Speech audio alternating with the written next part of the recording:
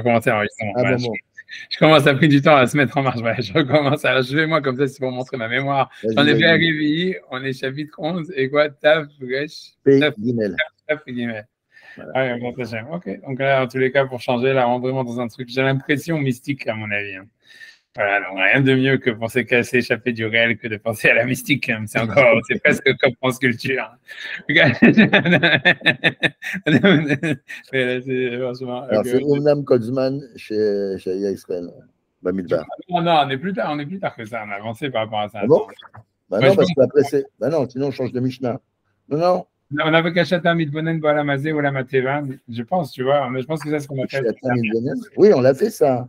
Après, c'est au Capone, on a Machata de Kasorega, d'abord Zouiniani Niflamod. Non, mais c'est 3 pages après. 3 pages de ton truc à toi. C'est l'avant-dernier paragraphe du. Toi, tu dis, ok. Shout out, ok, d'accord, ok. Shaya Israël Bamidbar, Shayu Olam, Noeg Be'agana, Ve'anaga Shaina Tevit. Ok, là, je vais essayer de trouver 10 secondes.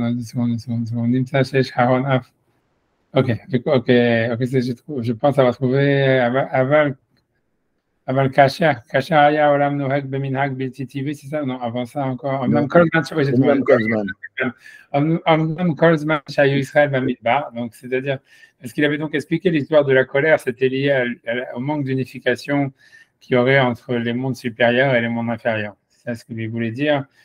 C'est une idée kabbalistique très grande, tu vois. C'est pour ça que dans la Kabbale, l'histoire de la colère, elle est hyper importante. C'est-à-dire que, tu vois, ça veut dire pour avoir une connexion avec le spirituel, l'idée principale, elle est toujours de s'éloigner au maximum de la colère. Parce que, encore une fois, comme la colère, c'est une manière. L'idée, c'est comme je vous avais dit, c'est que pour s'unifier, en fait, avec Hachem, il faut d'abord s'unifier avec le moment dans lequel on est, dans l'endroit dans lequel on est, et en fait, ça, c'est le contraire de la colère. Ouais. Mais attendez, mais il y a colère et colère quand même. Hein. Parfois, la colère est utile. Hein.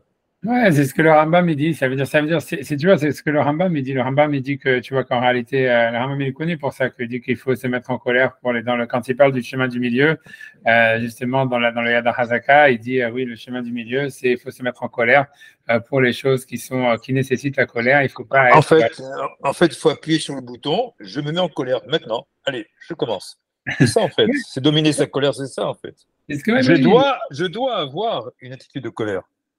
Ouais, okay. C'est ce que Maïmonide dit ça. Maintenant, je me force. Non, je suis d'accord, je comprends tout ça, je suis d'accord. Ça veut dire, d'un point de vue moral, ça veut dire, a priori, c'est comme ça que lui, Maïmonide, il voit ça. Maintenant, les kabbalistes, eux, ils sont vraiment, ça veut dire, ils sont zéro tolérance colère, quoi. Pour eux, c'est quelque chose, tu vois, c'est pour ça, il y a un deux avis. C'est fleur bleue. C'est pas fleur bleue, l'idée, c'est de dire qu'en fait, on a besoin de la colère. Non, parce qu'on peut. Je pense pas que c'est ça l'idée. L'idée, c'est pas qu'ils sont fleurs bleues. Ça veut dire, tu vois, les kabbalistes, ça peut être les gens les plus, on va dire, les plus cruels possibles, tu vois. Mais c'est parce que, tu vois, mais l'idée, elle est de dire que, tu vois, en fait, c'est de garder la concentration. Tu vois bien, par exemple, quand tu vas parler à des mecs, à des soldats, par exemple, tu vois, qui sont en combat, etc., ou même quand tu regardes des sportifs qui font des sports de combat, en réalité, tu vois bien. Ouais, tu vois bien que dès que le mec il se met en colère, en fait, c'est comme s'il a perdu le combat, tu vois. Parce que tu vois, parce qu'il perd le sens, tu vois, de la concentration, il perd le truc, etc. Quand tu parles avec... Il faut les mettre en colère, ceux qui combattent. Autrement, ils n'ont pas de motivation. Ça, je pense que c'est ce qu'on vend au public, tu vois, en leur faisant croire qu'ils sont, tu vois, c'est du show. Mais quand tu vas parler à des mecs, tu vois, qui font des sports de combat, la chose qui est le plus impressionnant chez eux, c'est le calme et la maîtrise, tu vois. Bien sûr. Et plus ils sont capables, tu vois, d'être calmes et d'être maîtrisés, etc., plus, tu vois. Bien sûr. D'une manière, même quand tu regardes des boxeurs ou des choses comme ça, ce qui est super choquant, c'est quand tu regardes par rapport au parpaing qui s'envoie, il y a très peu d'accidents, tu vois. C'est parce que les mecs, ils savent, tu vois, ça veut dire quand ils doivent abandonner, ils savent abandonner. Oui, mais ça, on parle d'un sport. Tandis que nous, moi, il y avait le sport ou combat. C'est le combat ou un sport. Est-ce combat pour du combat de guerre, comme c'est le cas actuellement? Il faut plutôt être en colère. Ce qui sont faits, on est vraiment en colère pour pouvoir aller rentrer dedans. C'est sûr. Je ne suis pas certain, tu vois, les Hayalim, tu vois, ça veut dire, moi, j'ai jamais fait l'expérience du combat, mais même encore une fois, si tu parles à des soldats d'expérience et des soldats d'élite et tout ça, etc., c'est des mecs qui ont une, qui sont, Bien qui sûr. se qui ont un contrôle d'eux-mêmes et un calme Une maîtrise, bien sûr. que tu parles Bien quand sûr. tu leur parles. Ah oui, pour être positif, il faut la maîtrise de toute façon. Hein. Il faut diriger, bien sûr. Mais voilà, et ça veut dire, c'est vrai que tu vois, quand tu veux faire de la chair à canon et tout ça, etc., si tu veux, en fait, l'histoire, c'est que, parce que tu vois, dans les soldats américains, par exemple, quand il y a eu le D-Day et tout ça, ils leur ont donné des drogues et tout ça pour qu'ils y aillent, tu vois, on va dire. Et ça veut dire, et même quand ils ont envoyé les soldats en Irak, d'ailleurs, c'est pour ça qu'après, il y en a plein de mecs qui sont restés addicted tu vois, à toutes les drogues et tout ça, etc. Mais je pense que, tu vois, l'idée de tout ça, c'est parce qu'ils voulaient faire de la chair à canon, c'est parce qu'en fait, ils n'avaient pas de respect pour leurs propres soldats, tu vois. Mais ça veut dire, en réalité, ça veut dire, si jamais, ça veut dire dans la logique même, tu vois, c'est pour ça que les kabbalistes, eux, tu vois, ils sont vraiment contre, en fait, tu vois, pour eux, tu vois, ça veut dire pour eux, ils acceptent le fait que la nature humaine, elle fait qu'on ne peut pas être totalement toujours en contrôle de tout ce qu'on fait, etc. Mais en tous les cas, c'est un but à atteindre. Et c'est pour eux, c'est un état dans lequel il faut être si on veut vraiment avoir une connexion avec le divin. Mais Maïmonide, il n'est pas dans cet état-là. Tu vois, Maïmonide, comme lui, il a l'idée de dire qu'il faut être dans le chemin du milieu. Et en fait, dans cette histoire du chemin du milieu, que c'est une idée grecque qui a l'idée d'assumer le fait qu'on est humain. Donc, en fait, pour lui, ça veut dire, voilà, il faut se mettre en colère quand, en fait, la chose, elle nécessite qu'on soit en colère. Et pour lui, c'est un manque de, tu vois, c'est un déséquilibre de vouloir toujours être en contrôle de soi. Tu vois, c'est pour ça il y a deux avis. Ça veut dire, c'est deux optiques, tu vois. Il y a une optique mystique et il y a une optique, en fait, moraliste, morale, tu vois. Mais chez les mystiques, tu vois, ça veut dire pour eux, la colère, c'était toujours considéré comme le truc. Si tu veux, grosso modo, on a même l'impression que pour eux, ça veut dire l'expérience mystique, c'est avant tout, à ce point-là, une lutte contre la colère. Ça veut dire que l'expérience mystique, c'est qu'en fait, tu arrives à enlever toute colère de toi, tu vois, ça veut dire tout ce que la colère vue au sens très large, tu vois, c'est-à-dire, voilà, ça veut dire, on va dire peut-être, je sais pas, on peut pas expliquer le calme, le manque de rationalité, quelque chose comme ça, le manque de maîtrise, tu vois, ça veut dire, voilà, la spontanéité, on va dire même, tu vois. Enlever la spontanéité. Pour eux, pour les mystiques, la spontanéité, même la spontanéité, c'est en fait, on sort de la spontanéité. C'est toute l'expérience mystique, en réalité, c'est une fuite de la spontanéité. Ça pourrait se décrire comme ça, en fait. Et voilà. Et la colère, c'est vu comme, en fait, si tu veux, ce qui serait la spontanéité de l'être humain, de l'homme. Mais bon, bref, tu vois, c'est pour ça que lui, il parlait juste avant ça, quand on a vu la semaine dernière, tu vois, il parlait de l'unification, ça veut dire, voilà, des mondes à travers, et que quand Hachem il se mettait en colère parce qu'il y avait une désunification des mondes, tu vois, c'était ça l'idée, tu vois, ça veut dire, voilà, c'est parce que, voilà, j'avais pas, je pense, j'avais dit un petit peu la semaine dernière ça, mais voilà, mais c'est ça, c'est pour revenir sur ça. Mais voilà, mais donc Hachem, a priori, ça veut dire que voilà, donc dans le désert, Hachem, il était zen, quoi, grosso modo. Ça veut dire que quand les Juifs, ils étaient dans le désert, ils étaient en position zen. Donc ça ne veut pas dire qu'ils n'avaient fait aucune faute, mais ça veut dire que même les fautes qu'ils faisaient, en fait, comme ils étaient coupés de tout, et ils étaient en fait, comment dire, dans un endroit où, en fait, tu vois, ça veut dire tout était climatisé, tout était en fait, je ne sais pas comment traduire, comment expliquer ça, mais il n'y avait rien de spontané, tu vois, c'est le monde désertique où on mange de la manne, et en fait, on avance tous les jours dans un désert. En fait, c'est un monde, en fait, tu vois, où il n'y a pas de. Normalement, ça veut dire où il n'y a pas de passion, quoi, grosso modo. Tu vois, la seule passion qu'ils ont, c'est quand ils s'emmerdent, tu vois. Et évidemment, tu vois, donc ils s'emmerdent. Mais à part ça, tu vois, c'est tout. Et donc, c'est ça l'idée que Bilam, en fait, lui, il a maudit le peuple d'Israël à ce moment-là. Et à ce moment-là, il n'y avait pas de colère. Tu vois, c'était une erreur de timing, quoi. Ça ne pouvait pas marcher, quoi. C'était ça le point. Hachem, il avait fait exprès, en fait, justement, de mettre les Juifs dans une situation comme ça. Tu vois, pour que la malédiction de Bilam ne puisse pas en fait avoir de prise sur eux. Ça serait, tu vois, ça serait l'idée, tu vois, ça veut dire. Ouais, donc, ok, donc en tout cas, donc on va voir ce qu'il dit ici, c'est plus ou moins ça ce qu'il dit. Donc, attends, il faut que je reprenne donc, j'ai perdu encore une fois. Omnam, voilà, je reprends. Omnam, Kolzman, Shayu Israël Bamidbar, c'est-à-dire cependant tout le temps où les Juifs étaient dans le désert, Shaya Olam, que le monde, et Aya Noeg, Ben Haga, il se conduisait d'une manière chénativite, d'une manière qui était non naturelle. Et ce monde-là, il ne s'appelait pas un début. Ça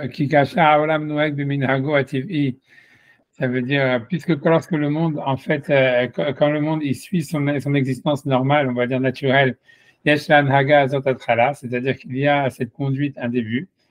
Le Rosh Haolam Hashafel est donc le début du monde inférieur, ou Hashemesh, c'est le soleil, chez Minhag Ateva, qui est l'habitude de la nature. Donc, mais lorsque le monde, en fait, il se conduisait d'une manière non naturelle, comme lorsque les Juifs étaient dans le désert, donc le monde, en réalité, se conduisait pas suivant la nature, mais uniquement par rapport à ce qui sortait de la bouche d'Hachem qui soit béni. Donc à ce moment-là, il n'y avait pas de colère dans le monde. Azé Tarton, ce monde inférieur. Qui a Olam Azé Tarton, parce que ce monde-là inférieur, il s'élevait, il se collait en Dieu, jusqu'à ce que le monde inférieur n'était pas considéré comme un commencement à part entière, et de par lui-même. Donc c'est pour ça qu'il n'y avait pas de, comment dire, de place pour la colère du tout. Ok, donc ça veut dire grosso modo, tu vois, c'est difficile tout ça ce qu'il veut dire, mais tu vois, c'est compliqué, ça veut dire, c'est difficile à expliquer, hein, c'est-à-dire, c'est parce que lui il veut expliquer, il veut dire que dans le monde du désert, il y avait c'est comme si en fait il y avait pour reprendre l'histoire, c'est que lui il veut dire que normalement, c'est-à-dire que bien que, on va dire, comment ça se passe normalement, c'est que le monde, dans le judaïsme, on pense que le monde, il est un, donc encore une fois, il n'y a qu'un monde, il n'y a pas un monde matériel ou spirituel, il y a un seul monde qui est matériel et spirituel, comme Spinoza, si on veut, etc. Mais n'empêche que, en fait, ces deux mondes-là, ils doivent être unifiés par l'action de l'homme. C'est-à-dire qu'en fait, ça veut dire, voilà, ça veut dire, le monde, en fait, il est un. Sauf que, en fait, d'une manière, c'est pas naturel. Je vois, ça, c'est contrairement à ce que pense Spinoza, c'est pas quelque chose qui est naturel. Où en fait, voilà, il suffit de suivre en fait sa nature pour en fait unifier les mondes. Et tu vois, suivre son désir pour unifier les mondes. En fait, cette unification, elle doit être faite à travers une action. Tu vois, que c'est les mitzvot ou une relation de l'homme vers Hachem, etc. Une relation d'ascèse, tu vois, vers Hachem. Mais n'empêche que ça veut dire, et même si cette relation d'ascèse vers Hachem, elle part de la matière. Comme on voit, c'est-à-dire que toutes les mitzvot, elles sont liées à des moments physiques, à des actions physiques, c'est-à-dire il y a un moment pour faire la prière, il y a un corps pour faire la prière, il y a un endroit pour faire la prière, etc. N'empêche que, en fait, ça veut dire, ça part quand même donc d'un mouvement physique. C'est-à-dire que voilà, l'homme, il met les téfilines, il va commencer à faire le schéma, en faisant le schéma, il va unifier les mondes, en faisant la mida, etc.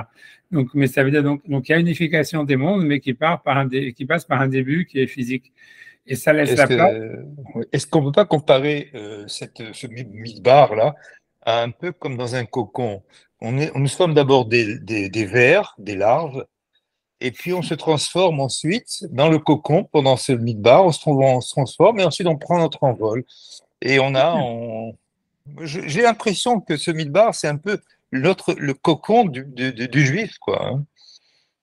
Non, c'est possible, c'est sûr qu'il y a à peu près de ça, tu vois, c'est un peu comme tu dis, si tu veux, c'est comme, tu vois, c'est comme il disait, tu vois, à chaque fois à mon rave, que lui disait, il disait qu'en fait, tu vois que il y a un point commun entre tous les grands d'Israël. C'est que tu regardes dans toutes les générations, etc. Un cocon. Non, c'est ça, c'est qu'il disait que pendant une période de leur vie, ils ont fait que étudier. Il y en a que c'était 2 ans dans leur vie, il y en a que ça a été pendant 20 ans, il y en a que c'était pendant 50 ans, il y en a que c'était pendant 6 mois. Mais il y a un moment, tu vois, où tout ce qu'ils ont fait, ils se sont enfermés, ils ont étudié. Il y en a d'autres qui, pendant tout le moment de leur vie, ils font les avérotes, des avérotes, des avérotes. Et après, ils comprennent. Au moins, on se base sur les avérotes et on sait pour pouvoir mieux les rejeter. On les connaît mieux pour pouvoir les rejeter. Mais le gars qui est dans les bouquins, il se dit, j'ai peut-être raté quelque chose. Tandis que nous, on sait qu'on n'a rien raté. On sait qu'on a bien fait de s'en sortir, plutôt.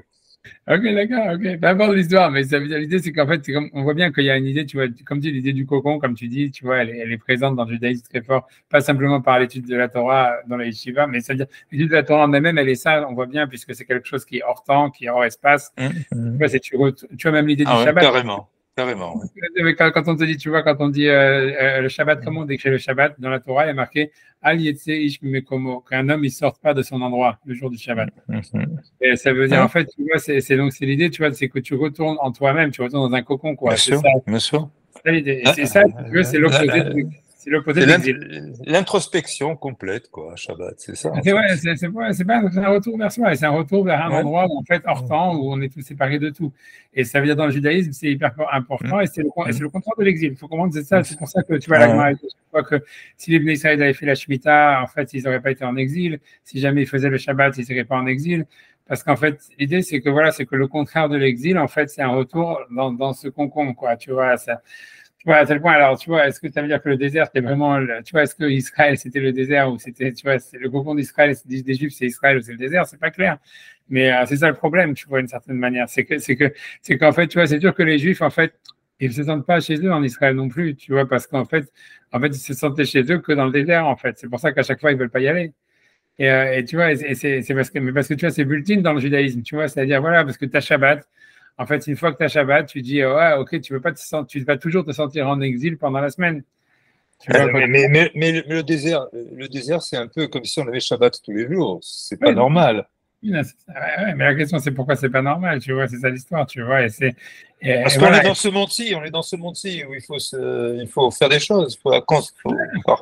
Ouais, non, c'est sûr ce que je dis, c'est sûr, c'est vrai, mais voilà, mais c'est ce que lui veut dire, c'est à ce moment-là qu'il y a la colère, tu comprends? Ça veut dire, voilà, il y a la colère parce qu'il veut dire, quand on sort du désert, c'est quand on sort du Shabbat qu'il y a la colère, parce que voilà, ça veut dire, même si on va réunifier un monde, on va travailler dans le monde et on va avoir un impact dans le monde, on va le réunifier avec la spiritualité, n'empêche que c'est ce qu'il dit, que ce monde-là matériel, il est le début.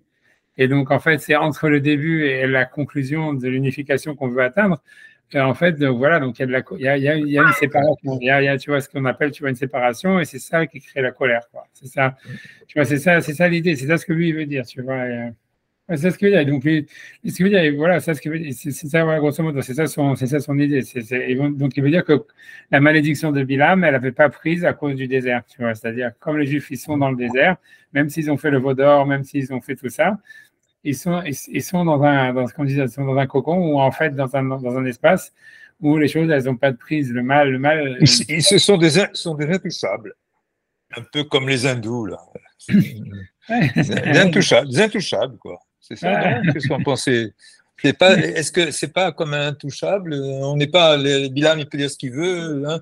On est au-dessus de tout ça. On est au-dessus de tout. On est au-dessus du monde. Oui, dans le désert, c'est comme ça. Ça veut dire, on est surtout, tu vois, on est dans un mouvement tu vois, où il y a de rupture avec l'histoire, rupture avec le temps, rupture avec l'histoire. Carrément, bien sûr. Et c'est ça, tu vois, c'est ça Shabbat, tu vois, c'est ça l'idée. D'accord. Mais qu'est-ce que je te dis? J'en sais, c'est manière. Le truc, c'est voilà, c'est pas toujours Shabbat et c'est pas il faut pas que ce soit toujours Shabbat. Ouais. Tu vois, c'est que l'idée, c'est qu'en fait, tu vois, on a l'impression, tu vois, dans le Zohar que ça veut dire, l'idée, elle est justement que parce que ça veut dire quand tu regardes dans le Zohar, tu vois, il te dit toujours que tu vois que Shabbat, c'est lié avec la planète de Saturne, tu vois, parce que c'est Shabbatai c'est Saturne, c'est le soleil se lève en Saturne et tout ça, et qu'en fait Saturne, c'est la planète en réalité, je sais pas, tu vois, ça veut dire c'est la planète où justement ou de la rupture, où en fait on fait des plans et ça marche pas, et en fait où, si tu veux le futur il est imprévisible, quelque chose comme ça, tu vois. Et on a l'impression que tu vois que la progression, ça veut dire que normalement c'est tu vois c'est Vénus, Saturne, Soleil. Ça veut dire tu vois vendredi, samedi, dimanche. Normalement c'est une progression hyper négative. Tu vois, quand tu regardes dans la Kabbale, parce que Vénus c'est le désir et tout ça, etc. Tu vois, tu vois, donc ça veut dire c'est là où tu commences à avoir du désir pour faire des conneries et tout ça. Et Shabbatai, c'est là où tu sors du réel, parce que tu vois, finalement, tu vois, ça veut dire, tu vois, ça veut dire, et donc tu rentres vraiment dans les conneries, tu vois, comme quand les mecs font les conneries le samedi soir et tout ça. Et dimanche, tu vois, c'est là où tu vois, si tu te retrouves vraiment dans la merde, où là, tu vois, ça veut dire, tu vois, ça veut dire, tu te dis, maintenant, ça y est, tu vois, t'as créé vraiment de la merde, quoi, grosso modo, tu es plus dans une situation merdique, tu vois, ça veut dire, et dans les soirs, c'est ce qu'ils appellent, tu vois, ça veut dire, Vénus, tu vois, la continuation, tu vois, Vénus, Saturne, Soleil, tu vois, où la grand elle dit ça, elle dit, parce que le soir, il dit Aborek al-Bomaïm, ça veut dire le puits est vide, il n'y a pas d'eau, mais il y a des serpents et des scorpions. Et c'est quoi, en fait, la maladie, c'est ça, en fait, c'est Vénus, ça veut dire c'est le désir, tu vois, qui donne, c'est quand quelqu'un, donc justement, tu vois, donc ça veut dire il a des relations avec, tu vois, des choses, tu vois, une femme étrangère, tout ça, tout ce qu'on dit là-bas, mais ça veut dire toute l'idée, c'est que tu sors de ton endroit. Ça veut dire, tu vois, c'est être mis dans le puits, ça veut dire que tu es sorti de ton endroit. Et qu'en fait, Shabbatai, comme c'est le moment de la rupture, c'est là où, en fait, ça veut dire, si tu veux, Vénus, en réalité, s'il n'est pas suivi de Saturne, en réalité, il est inoffensif. Tu vois, parce qu'en fait, tu vois, ça veut dire, même quelqu'un, il peut avoir du désir, etc. Mais un mec qui reste lié avec le réel, il va pas, tu vas passer le pont à faire la connerie, tu vois, qui va complètement le déconnecter, tu vois. Et alors, et c'est pour ça qu'en fait, tu vois, l'idée, c'est que normalement, il y a Vénus, Saturne et ensuite dimanche, parce que dimanche, c'est le Shabbat, ça veut dire dimanche, c'est le jour du soleil. Ça veut dire, en fait, c'est que là où tu as créé un nouveau truc nouveau, mais en fait, en étant basé sur Vénus, et en tuant des fois la rupture, en ayant créé une nouvelle réalité le dimanche qui soit complètement, mais qui soit pire que l'ancienne, tu vois. C'est-à-dire, mais donc, en fait, c'est ce mouvement-là, tu vois, de Vénus, Saturne, dimanche qui est négatif. Et l'idée, c'est qu'en fait, avec le Shabbat, c'est quand on fait le Shabbat, on casse si tu veux, si tu veux, ce cycle. C'est de dire, en fait, que le Shabbat, comme on fait rien, et ça veut dire on travaille pas, on fait pas de plan, ni rien du tout. Donc, en fait, on se dégage complètement du réel.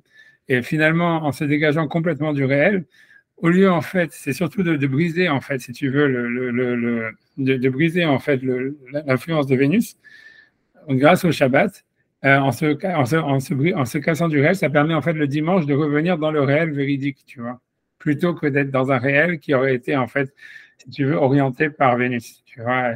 Même, tu vois, dans la Kabbale, le Harizal, il disait que c'est ça le symbolique, tu vois, de l'allumage des bougies de Shabbat et de l'extinction du feu de la bougie pendant l'Avdallah. Ça veut dire que parce que tu vois, parce qu'en fait, le Vénus, c'est lié toujours avec le feu, parce que c'est Noga, c'est le feu du désir. Et ça veut dire en fait que vendredi soir, on allume le feu du désir. Ça veut dire pour le Shabbat. C'est pour ça quand tu regardes même le piout qu'il a écrit le Harizal sur le vendredi soir, la Azamer Bishvachin, ça c'est un piout en fait super érotique si tu regardes là-bas.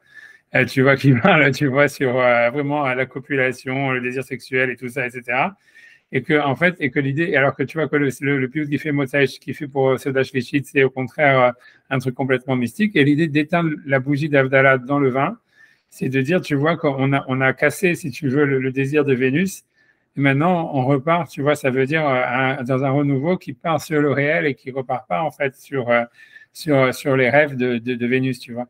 Parce que Vénus, c'est important qu'il y ait le désir dans le monde. Mais l'idée, c'est que le désir, en fait, le problème de tout ça, c'est que le désir, en fait, il peut t'amener, en fait, ça veut dire, comme c'est suivi par Saturne, ça veut dire comme une sorte de décalage par rapport à la réalité et qui amène le dimanche à une nouvelle réalité, comme on a dit, qui est mauvaise. Donc l'idée, c'est d'arriver à, au contraire, garder le désir, parce que la Torah, elle a mis, donc c'est le Vénus, c'est la conclusion, en fait, c'est le jour où l'homme a été créé, etc., etc. Mais donc ça veut dire l'idée, c'est de garder ce désir, etc., mais de lui donner une rupture avec quelque chose qui est complètement hors réel. Ça veut dire, c'est comme si on prend Shabbatai. C'est pour ça quand tu regardes, tu vois, on dit que le Shabbat, tout est double. Parce qu'en fait, tu vois que les korbanot, c'est deux kevassim, deux pains, deux machins. C'est parce que c'est l'idée, c'est en fait, c'est la manière comment dire, d'arranger Saturne, c'est de le retourner contre lui-même. Ça veut dire, Saturne, c'est la force en fait du rêve et de se déconnecter du réel. Et en fait, l'idée, c'est que si tu le retournes contre lui-même et que tu déconnectes complètement du réel en faisant un truc spirituel où tu te déconnectes du monde sans parler de ce monde-là, sans faire des plans, etc., en réalité, c'est comme ça que tu l'arranges. Tu vois, c'est en faisant un double rêve, tu vois, ça veut dire en mettant, si tu veux, le rêve en abîme. Et ça permet, en fait, après ça, tu vois, de repartir, de revenir le dimanche avec une relation renouvelée, tu vois, au réel, tu vois, et donc d'être à nouveau créateur, tu vois, plutôt que d'être dans un cycle où on se déconnecte de plus en plus du réel à cause de nos désirs qui ont un impact sur notre vision du monde et qui nous empêchent de voir la chose telle qu'elle est, quoi. C'est ça l'idée, tu vois, dans le Zohar, à beaucoup d'endroits, dans la Kabbale, on voit beaucoup cette idée-là, tu vois.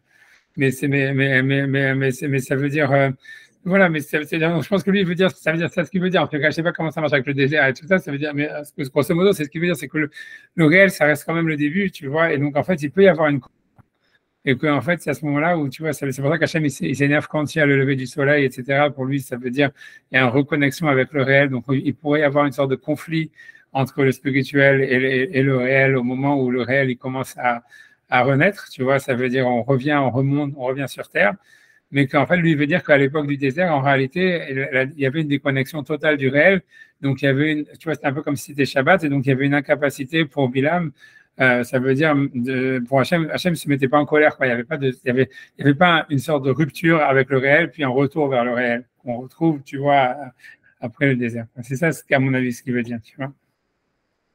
Bref, tu vois, j'avance, tu vois, tu vois, ces histoires-là. Tu vois, l'astrologie. Non, mais c'est un passage, tu vois, c'est le Bereshit Taman, tu vois, que le Harizal était, le Harizal est très, très gros. Ça, c'est beaucoup dans la Kabbalah du Harizal, tu vois, c'était son gros truc, tu vois, parce que, tu vois, parce que le Harizal, il liait, en fait, beaucoup l'astrologie, en fait, à la Kabbalah, tu vois. Et du coup, je n'ai pas, je n'ai pas.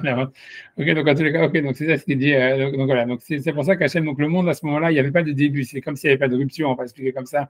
Le monde, il n'était pas en rupture avec les spirituels. On n'était pas dans un truc cyclique où il y avait des ruptures et ensuite un renouveau. Comme on est nous dans le monde dans lequel on vit, où il y a un Shabbat et après il y a la fin de Shabbat, et donc il y a un renouveau après Shabbat, mais qui est en fait un retour vers le réel. En fait, ils étaient dans une situation stable où ils tournaient en rond à l'extérieur du réel. Tu vois, donc okay, c'est bon, moi j'avance ça. Okay. Il se révoltait quand même dans le désert, c'était pas un long fleuve tranquille.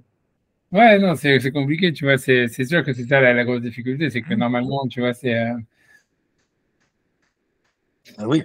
ouais, non, c'est comme tu dis, c'est ouais, mais c'est pour ça qu'on dit toujours ça venait de l'extérieur, c'est des trucs, c'est pas évident, tu vois, ça veut dire, parce qu'a priori, tu vois, moi, le vrai problème, tu vois, c'est qu'en fait, tu vois, dans ce désert, ça veut dire, quand tu réfléchis, tu comprends l'histoire, c'est que, si tu veux, le retour vers soi, il est bon, si jamais à l'intérieur de toi, en fait, il est bon, tu vois.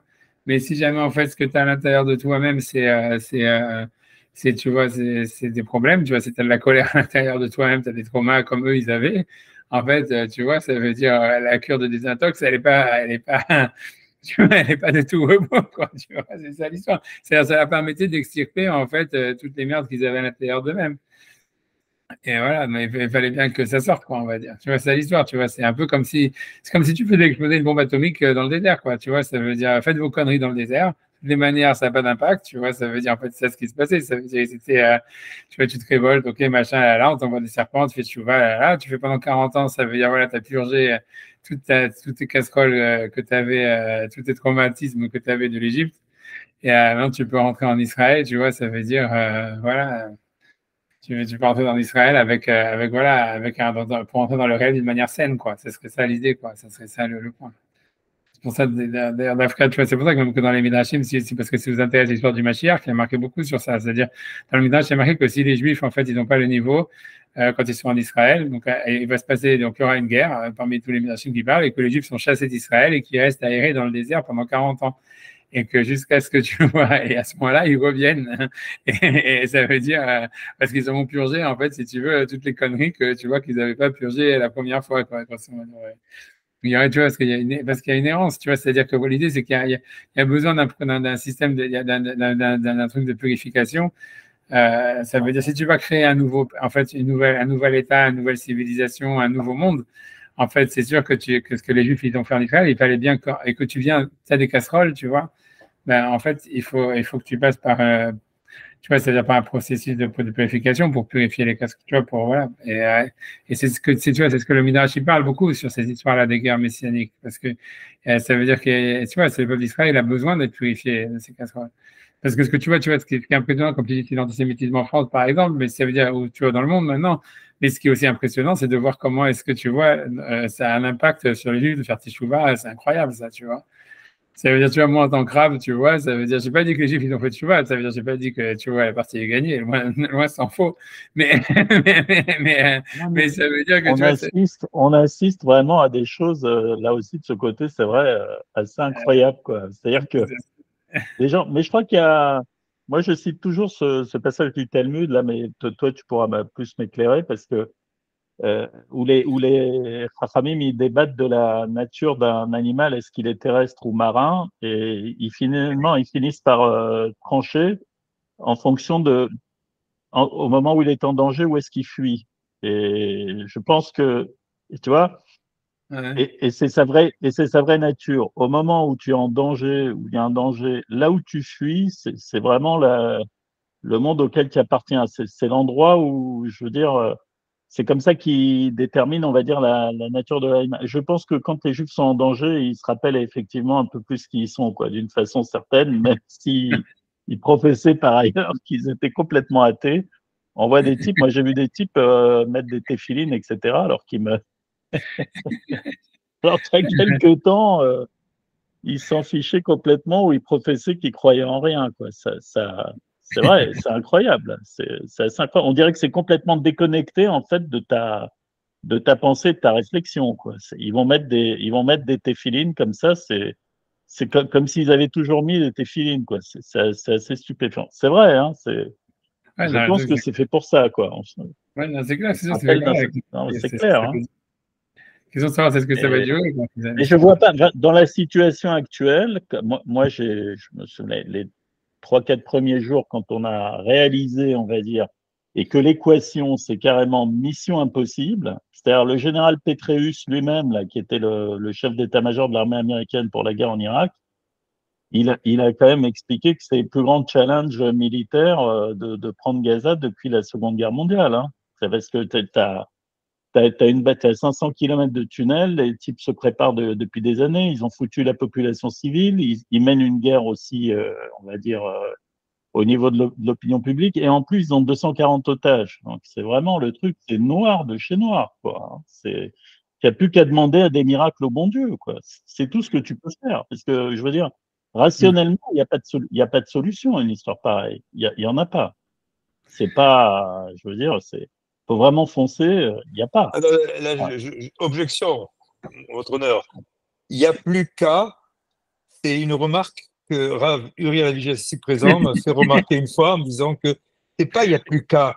Il faut d'abord faire ça et après se battre. N'est-ce pas? Non, mais je te dis, les soldats israéliens, même des types qui sont complètement laïcs, ils ont demandé des tzitziot, des trucs, des machins. Oui, Ils ont demandé avant de se et battre, ils demandent. avant de se Avant de se battre. battre, oui, Ah ouais, oui, et voilà, c'est tout. C'est n'est-ce pas? ça. Non, c'est clair, je sais Pas, pas. il n'y a plus qu'à, il n'y a plus qu'à, c'est le Icar de prier. Non, c'est compliqué, c'est compliqué. Mais tout ça, ça explique toute l'histoire. C'est qu'en réalité, tu vois, ça veut dire, tu peux pas enlever que, en fait, le Yetzer Hara, le mauvais penchant et tout ça, il vient du corps. Et en fait, ça veut dire, au fond, qu'est-ce que ça veut dire tout ça? Ça veut dire, en fait, que tu as tous les juifs, en réalité, au fond, ils ont la Emouna. Et ça veut dire, Bien à sûr, partir de la ils ont la Midat Tovot. Tout bien ce que tu sûr. veux, ils veulent faire le bien. Sauf que voilà, il y a le comment on dit, le sœur chez Baïsa, le levain dans la farine qui fait monter la pâte, quoi. Et voilà, quoi. Le truc, c'est ça ce que ça montre. Mais le problème, c'est que tout ça, c'est que, tu vois, ça veut dire que tu ne changes pas ton rapport au corps, tu vois, comme ça, du jour au lendemain, même si Voilà, jamais, tu vois, ça veut dire même si. le symbole du Yetzirah, je l'ai ici.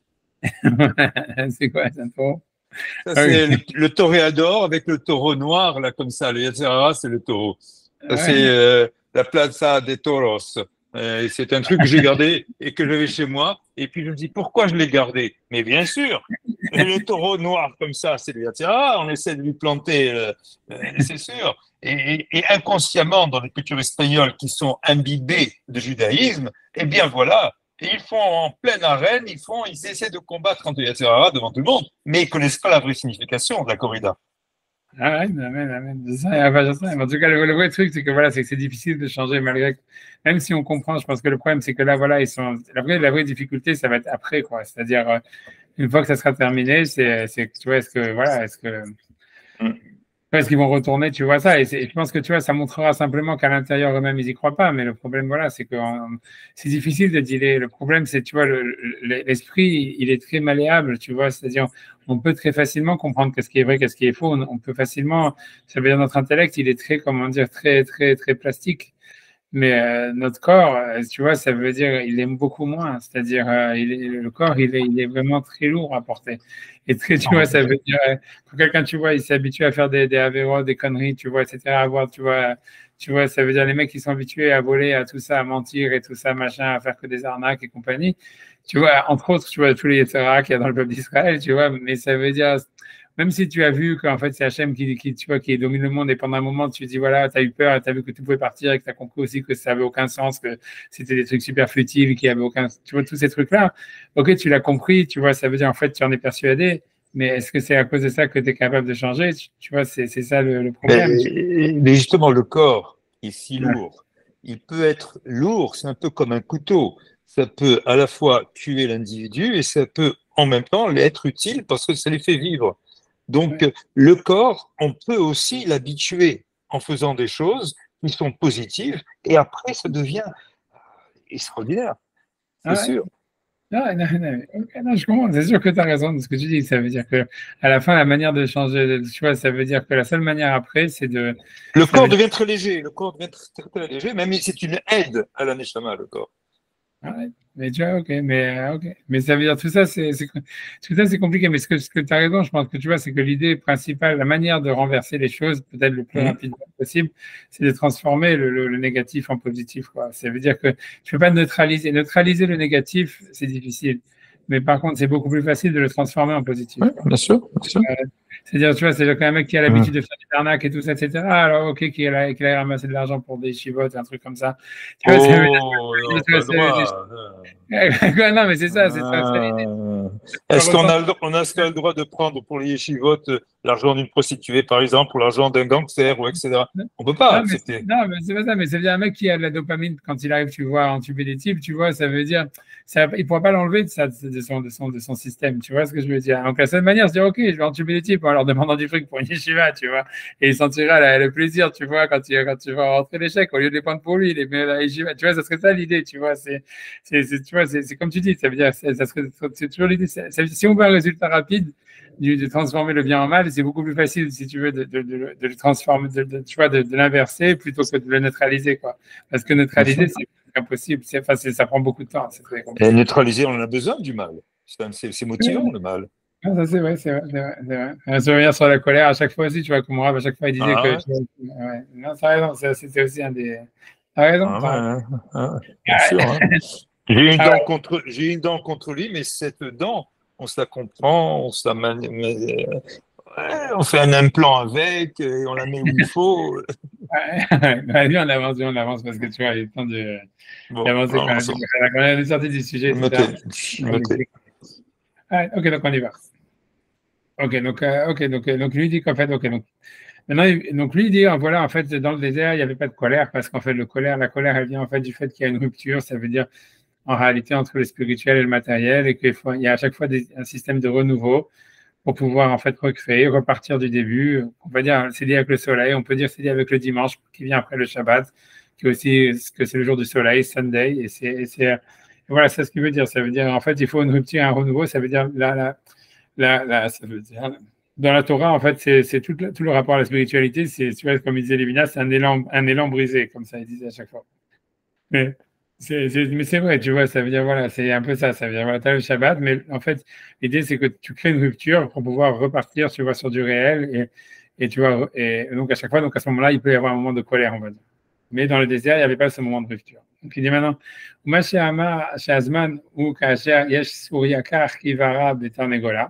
donc, ce que la Gemara dit que quand est-ce qu'Hachem il s'énerve, c'est quand il y a donc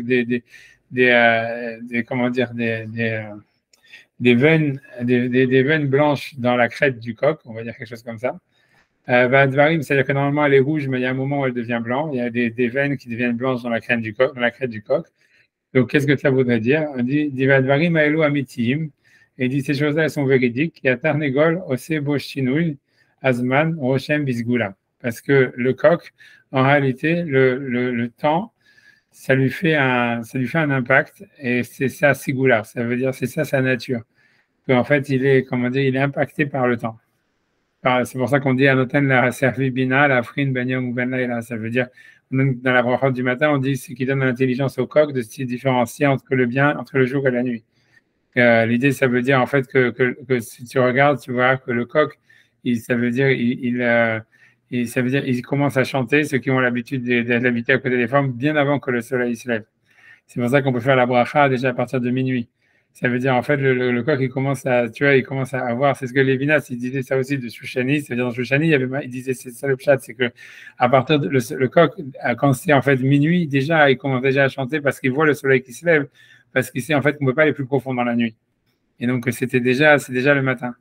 Et donc, ça veut dire, mais tu vois, donc c'est ça ce que ça veut dire. Ça veut dire, voilà, le coq, il anticipe, quoi. Il anticipe ce qui va arriver, il anticipe le lever du soleil.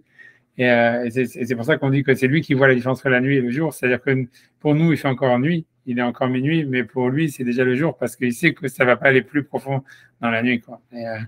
Et tu vois, ok, dans tous les cas, bref, en tous les cas, ça veut dire donc en tous les cas, le coq, c'est celui qui a en fait ça veut dire qui arrive à percevoir les changements qu'il y a dans le temps. Il dit Uveshalosh Shaot Arishonot, et dans les 3 premières heures, chez Watralat Olam Hateva, qui est le début du monde de la nature, Yesh Tralazot, il y a dans ces débuts-là, Pirud Mimeno Idvarach. Donc il y a comme une sorte de séparation d'Hachem, on va dire, avec le monde. Comme on a expliqué, c'est-à-dire que le lever du soleil, en réalité, c'est un renouveau, et qu'en fait, ce renouveau, c'est en fait quelque chose qui est matériel, et que ce renouveau matériel, en réalité, ça serait comme une déconnexion qu'il y a avec le monde spirituel. Parce que voilà, donc il y a quelque chose, tu vois, Veda Barzé, voilà, et c'est ça ce que lui veut dire. Bon, tu vois, c'est un chidouche, je crois que c'est ça ce que lui veut dire. Elle dit Veda Barzé Gorem Siluk Ratson Hashem Idbarach, et ça veut dire cette chose-là, elle entraîne ça veut dire un pirout, ça veut dire Siluk, non, ça veut dire un enlèvement de la volonté d'Hachem, Mina Olam, du monde, Benim Shach, Misé Shinoui, et ça entraîne en fait un changement. Tu vois, c'est très bizarre hein, ce qu'il veut dire, mais tu vois, je sais pas quoi, tu vois, ça veut dire, voilà, c'est qu'on a l'impression que lui veut dire qu'en réalité, tout renouveau part de la matière. Et que donc, en fait, ça veut dire, voilà, et donc, Hachem, pour que ce renouveau ait lieu, en réalité, il est obligé, en fait, de se séparer, en fait, du monde, au moment du renouveau. C'est comme s'il y avait un tzimtzum, c'est-à-dire, on a l'impression que lui, ce qu'il veut dire, c'est qu'en fait, au niveau des spirituels, tout est éternel, donc tout est au-dessus du temps, donc tout est stable en réalité. Donc voilà, il n'y a pas de renouveau, il n'y a pas de recréation possible. Et en fait, ça veut dire Hachem, pour qu'il y ait un renouveau dans le monde, il est obligé en fait il doit faire une sorte de tzimtzum, c'est-à-dire s'éloigner du monde et laisser à la matière la possibilité de se renouveler. Et ce renouveau, en réalité, voilà, qui permet, tu vois, qui permet, en fait, je ne sais pas comment expliquer, un renouveau spirituel, sûrement qu'il y a un impact aussi dans le monde spirituel. C'est pour ça que, en fait, qu'il faut réunifier le monde, etc., et qu'on fait la prière quand il y a le lever du soleil, le coucher du soleil, etc. Ça veut dire, en fait, ces mouvements, en fait, ça veut dire ces mouvements, ces changements, en fait, qu'il y aurait dans le monde, ils sont, en fait, ils peuvent exister que parce que Dieu, en fait, d'une certaine manière, il s'écarte du monde, puisque pour Dieu, en réalité, comme le temps n'existait pas ou tout existe depuis toujours, donc il n'y a pas de possibilité de changement. Donc un changement, ça entraîne une sorte, tu vois, voilà, de séparation d'Hachem avec le monde. Et en fait, c'est à ce moment-là où l'homme il doit prier pour réunifier en fait Hachem avec le monde. Ça veut dire pour en fait relier ce changement avec ce qui est éternel. Tu vois, ça veut dire donner une vision, tu vois, ça veut dire une éternité à ce changement matériel, à ce changement physique et le relier à l'éternité. Mais tant que l'homme il n'a pas fait ça, en réalité, il y a une sorte de colère, il y a une sorte de séparation, tu vois, entre la volonté d'Hachem d'Hachem et le monde matériel. C'est ce que lui veut dire. Et ça serait ça au moment où Hachem il se met en colère. C'est là, à ce moment-là où la colère elle apparaît. Voilà, c'est ce qu'il veut dire, tu vois. C'est tu vois, ça veut dire peut-être, tu vois, ouais, je sais rien, tu vois, c'est ce que dit, j'ai plus que traduire ces mots, tu vois, j'ai pas de, ça veut dire, tu vois, ça veut dire, je sais pas, c'est une idée intéressante, etc. Tu vois, ça veut dire, voilà, peu importe, tu vois, ça veut dire grosso modo, tu vois, ça veut dire, je pense que tout ça, c'est l'idée, ce qui veut dire, c'est que la colère, elle est liée avec l'idée du renouveau, tu vois, et ça veut dire, en fait, parce que tu vois, le Tarnégol, ça veut dire, tu vois, le coq dans la Kabbale, tout ça, et dans les Midrashim, c'est celui qui est lié avec le temps, mais qui est lié toujours avec l'histoire du renouveau. Ça veut dire il a un renouveau puisqu'en fait, si tu veux, l'idée c'est que le renouveau il n'est pas lié à la personne elle-même. Tu vois, ça, dans l'histoire du coq, l'idée c'est que le renouveau ça vient d'un truc extérieur et que en fait ça veut dire pour avoir un renouveau, c'est être capable en fait de percevoir un changement extérieur et d'être sensible à ce changement extérieur. Tu vois, c'est ça l'idée du coq. Tu vois, c'est pour ça qu'on dit quand tu vois le lever du soleil, quand tu vois ça, tu vois voilà, parce que le renouveau vient toujours tu vois, ça veut dire, si toi, tu es pas ouvert sur l'extérieur, en réalité, tu tournes en vase clos et comme tu dis, tout est stable, tu vois. Donc, ça veut l'impression, justement, c'est que pour avoir accès à ce renouveau, il faut se séparer du spirituel d'une certaine façon.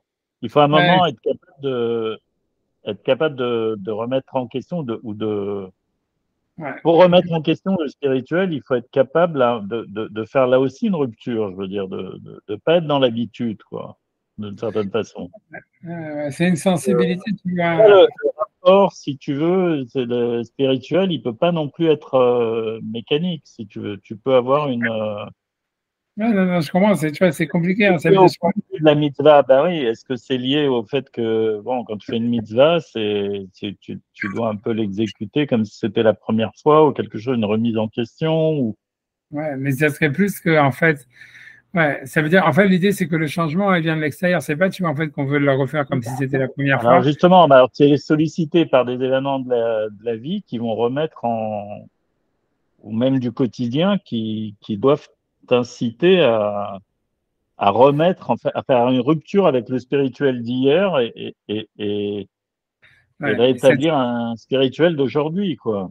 ouais, c'est vrai, tu vois, c'est une sensibilité, tu vois, ça veut dire, c'est comme tu dis, ça veut dire, tu vois, pour expliquer l'histoire, c'est comme ça, c'est que, tu vois, c'est que, tu vois, je sais pas si je l'ai déjà dit la semaine dernière, j'en sais rien, tu vois, mais ça veut dire que, tu vois, dans les, tu vois, ça veut dire, une des idées, tu vois, ça veut dire, d'abord, je veux dire simplement le mirage que j'ai en tête quand, tu vois, quand je parle de cet Éternel, tu vois, le soir, à chaque fois, il parle, même dans le Père Shira, on dit que, tu vois, que c'est un truc très connu, tu vois, les kabbalistes, ils disent tous les matins et tout ça, avant que le soleil se lève, c'est marqué que tu vois que Kadosh Baruch Hu, le matin, il va se promener dans le jardin d'Éden avec l'âme des justes, des tzadikim. Et tu vois, et qu'en fait, à ce moment-là, les arbres du jardin d'Éden, tu vois, en fait, ils émettent une odeur. Parce qu'ils sont, tu vois, comment dire, voilà, à cause de la présence d'Hachem et les tzadikim, etc. Et cette odeur, elle réveille le coq, tu vois.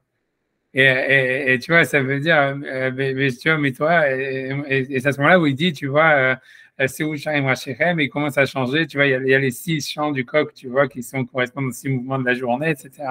Mais ça veut dire, tu vois, tu vois, mais cette idée-là, tu vois, c'est qu'en réalité, ça veut dire, tu vois, c'est pas évident, en fait, que le, comment dire, que tu vois qu'en fait, que ça soit une ouverture sur, en fait, sur quelque chose qui est anti-spirituel. Lui, il veut dire, en fait, oui, un renouveau, ce renouveau vient de la matière.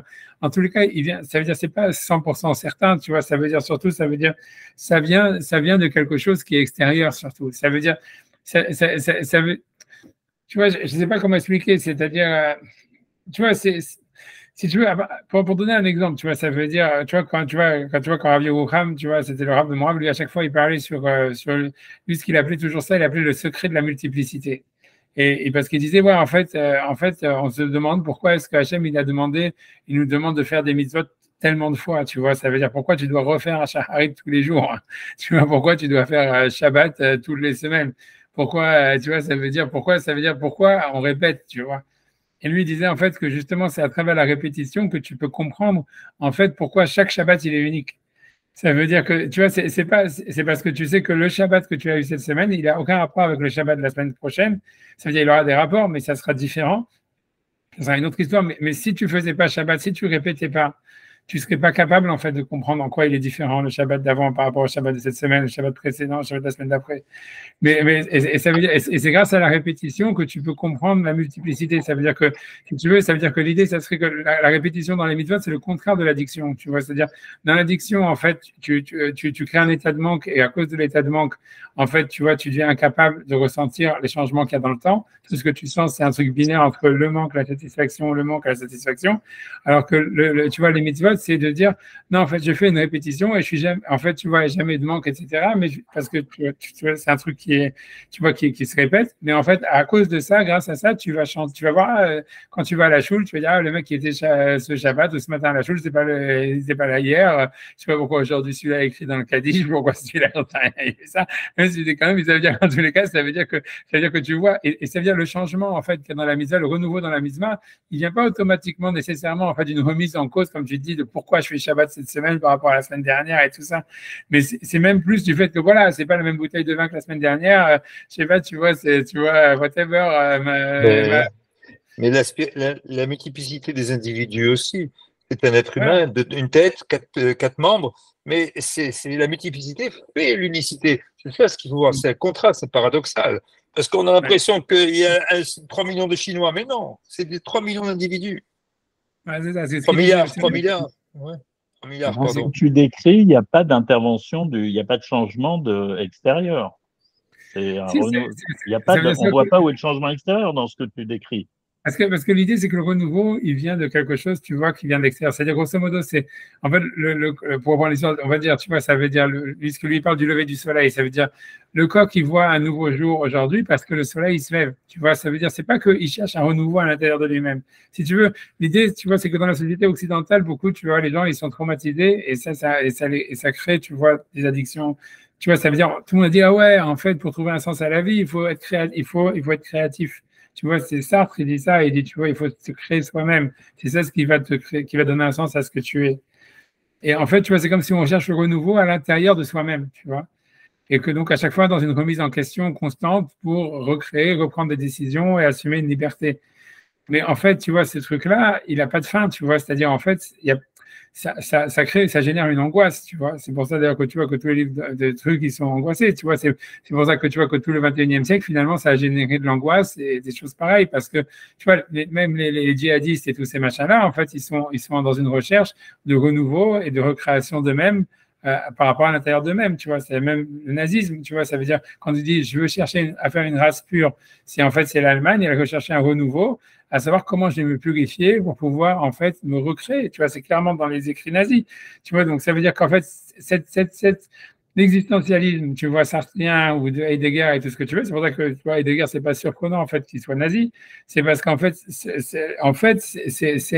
une, il y a une erreur en fait dans la volonté de vouloir se recréer soi-même et de retrouver un sens que à travers le fait qu'on prend des décisions, etc.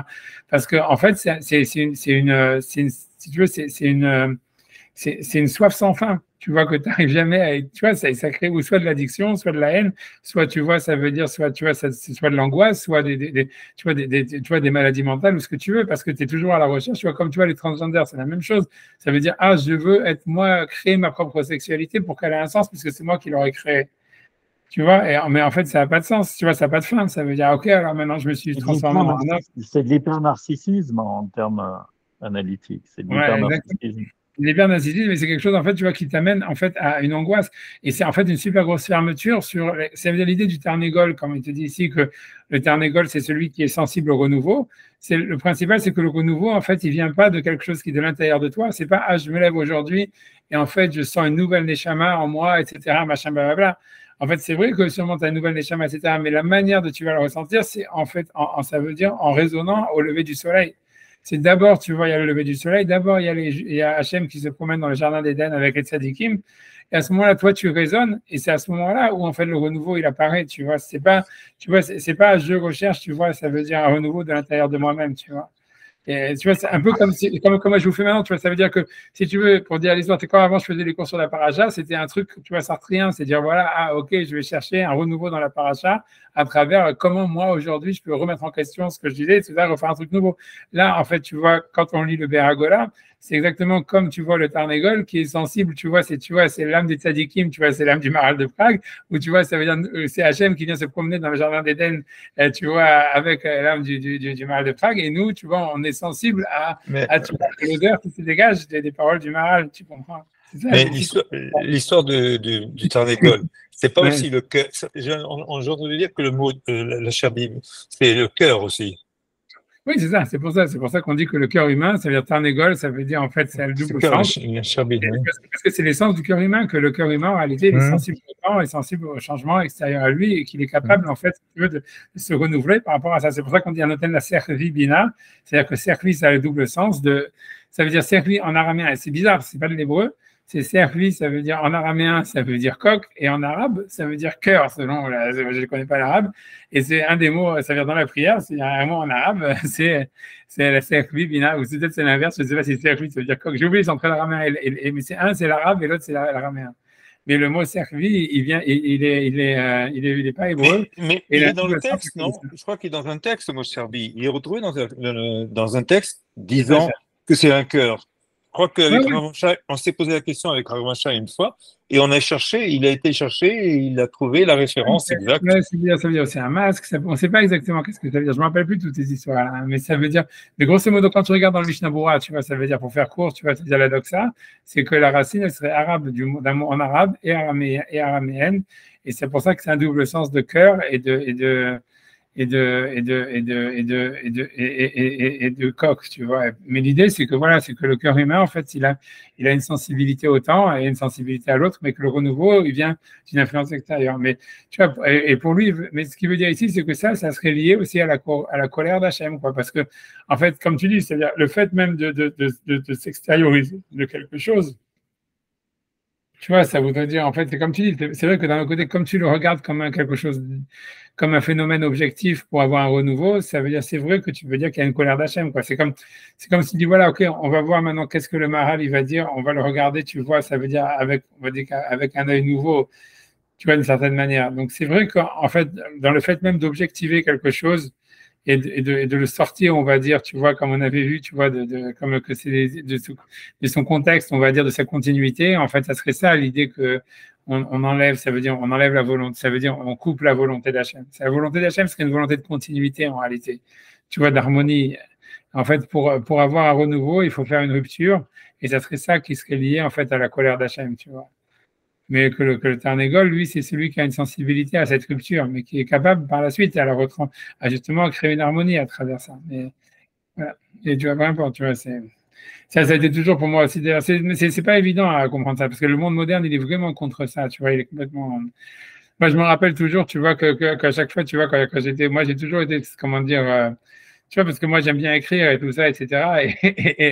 Et tu vois, et en fait, j'étais toujours super étonné. Moi, je suis toujours étonné de, tu vois, tu vois, de la force de la musique de Beethoven. Et je me demandais, mais comment il fait, tu vois.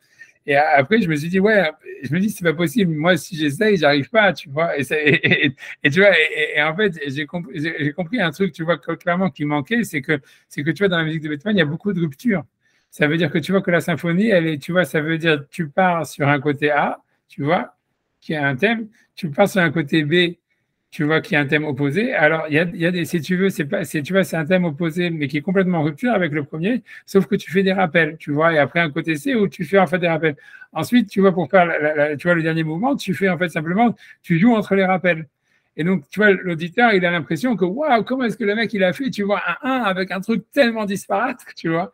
Mais, mais en fait, tu vois, c'est parce que le truc, c'est que, en fait, le truc que tu as oublié, c'est que, en fait, il était capable de faire ça parce qu'en fait, depuis le début, si tu veux, il a créé des super grosses ruptures entre les mouvements. Donc, ça veut dire, c'est normal, si à la base, tu vois, ça veut dire, tu te laisses une liberté de commencer où tu veux à plusieurs reprises et que tu mets déjà, tu vois, tes repères, tu peux mettre tes repères où tu veux. Donc, à la fin, tu peux arriver, tu vois, si tu veux, à un final, tu vois, hyper puissant. Tu vois ce que je veux dire? Non, je te promets que c'est vrai. Si tu réfléchis, tu verras que c'est vrai. Ça veut dire, c'est ça ça veut dire, ça veut dire que c'est ce que se voit dans la construction de la musique de Beethoven, mais ça veut dire, grosso modo, c'est qu'en fait, voilà, peu importe, mais ça veut dire, mais ce que je veux dire, c'est à peu près ça. Ça veut dire que d'une certaine manière, ça veut dire pour arriver, en fait, tu vois, ça veut dire à une création, tu vois, qui soit forte, etc. En fait, tu es obligé. Ça veut dire, c'est pas que tu n'es pas obligé, mais ça veut dire plus tu es capable, en fait. Ça veut dire, il faut pas être dupe, tu vois, de son propre. L'idée, c'est que tu vois, tu veux pas être, si tu veux être créatif, tu veux pas être dupe de ta propre création, tu vois. Ça veut dire, si tu es pris toi-même, tu vois, à un moment, tu vois, il y a un moment où tu dois lâcher prise, mais en fait, si tu lâches prise depuis le début, en fait, tu vas perdre, tu vas perdre beaucoup, tu vas perdre en intensité, en fait, tu vas perdre dans la complexité, etc. Et il faut, en fait, si tu veux, il faut organiser tu vois, une sorte, tu vois, c'est l'idée, c'est, tu vois, il faut organiser un lâcher prise, tu vois, à un certain moment, tu vois, c'est quand on parlait, tu vois, de l'armée, tu vois, etc. Mais c'est un peu la même chose, même les artistes, on te fait croire, ah ouais, les grands artistes, c'est des mecs qui étaient complètement déconnectés, qu'ils étaient, tu vois, qu'ils n'avaient pas de prise tu vois, au moment où est-ce qu'ils sont en train de créer, ils sont dans un lâcher prise. Tu vois, c'est pas du tout vrai. Tu vois, ça veut dire, il y a un moment de lâcher prise. S'il n'y a pas de moment de lâcher prise, il n'y a pas vraiment d'œuvre d'art puissante, tu vois. Mais le moment de lâcher prise, en réalité, ça veut dire, il est lui-même, ça veut dire, il est organisé à la base, tu vois, ça veut dire, il est organisé par la rupture, tu vois, ça veut dire, mais tu vois, chez Beethoven, tu vois ça, mais pas que chez Beethoven, c'est chez beaucoup de musiciens, tu comprends que, en réalité, c'est leur capacité à faire des ruptures qui leur permet ensuite, tu vois, de créer tu vois, une harmonie hyper puissante, tu vois, mais si après il n'y a pas la rupture, tu vois, en fait, tu restes sur un truc, tu vois, par exemple dans Mozart, où il n'y a pas, tu vois, cette capacité de faire des ruptures, tu vois, tu restes sur des petits machins, et blablabla. Tu vois, ça veut dire, tu vois, ça veut dire alors, tu vois, c'est parce que, tu vois, lui, il veut garder de la continuité à tout prix. Donc, en fait, finalement, tu vois, il est condamné, finalement, tu vois, à faire des variations toujours sur les mêmes thèmes, et, tu vois, et à faire un petit, tu vois, à faire du cuicui, tu vois. Et, mais ça veut dire, c'est joli ton cuicui, mais ça veut dire, mais ça, du cuicui. Tu vois, tu vois, voilà, bref, tu vois, mais c'est ça, cette histoire du Tarnégol, je pense que c'est lié à ça. Ça veut dire, le Tarnégol, c'est ce qu'il te dit, il est sensible à la rupture et donc il est sensible, tu vois, à la création à travers ça, tu vois. En bref, tu vois. J'avance. Ok, ok. Donc, mais c'est ce qu'il veut dire. Donc, il dit en tous les cas. Donc c'est un peu le cuicui contre le cocorico, quoi. Beethoven cocorico et cuicui Voilà, Mozart. exactement. Mozart, c'est le kiki, exactement. C'est très bien. Bravo, Hazak, bravo. Exactement, ouais, c'est exactement ça. C'est vrai que voilà, Beethoven, ça ressemble à Cocorico. Ça ressemble à ça, en fait. C'est vrai, quand tu réfléchis. Ah, tu vois, c'est exactement ça. Ça ressemble à ça. Oh, c'est beau. Ah, c'est vrai, Hazak. Ok, bon, donc j'avance en tous les cas. En tous les cas, ok, donc c'est peut-être, en tous les cas, lui dit en tous les cas qu'il y a dans ce renouveau, il y a une sorte de rupture avec Hachem, comme si Hachem, donc voilà, lui-même, il laissait le monde matériel prendre le dessus pour ce qu'il puisse se renouveler. Donc c'est comme s'il enlevait sa Shekhina du monde matériel pour lui donner une possibilité de renouveau qui n'existe pas au niveau de l'éternité. Et ça serait la colère d'Hachem. Tu vois, donc c'est dit, donc, on disait, il y avait la Tarnegol Bedavarze, Afrana Asbesigula, ça veut dire que le Tarnegol, donc il a dans la capacité de ressentir ça, donc quelque chose, tu vois, qui est tu vois, spécifique à lui.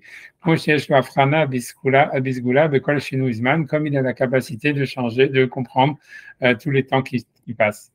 Vedavarshi Bisgula, donc, ça veut dire quoi là? Ce qui veut dire, c'est sa nature, grosso modo. Il est étudié pour, quoi. Il a été créé comme ça. Le coq, il a la capacité d'une sensibilité à ce qui est autour de lui, etc. Donc, Enkushia, Vent, Mia, donc c'est pas étonnant ni difficile. Ou Segula Bilvat, parce que voilà, c'est pas qu'il est intelligent, c'est pas qu'il a une compréhension de c'est quoi Hachem ni rien, c'est qu'il a une sensibilité. Il a une sensibilité à ce qui se passe, à ce qui se renouvelle autour de lui. Et donc, donc voilà, il sait quand Hachem se met en colère. Il n'y a pas de difficulté à comprendre pourquoi ça veut dire le Tarnégol, ça veut dire le coq, il est capable de comprendre les temps qui passent, tu vois, d'avoir une sensibilité par rapport au temps qui passe. Veteda, il dit sache qu'un Tarnégol nikra Gever, voilà, que le Tarnégol est appelé Gever. Donc Gever, ça veut dire aussi un homme, tu vois.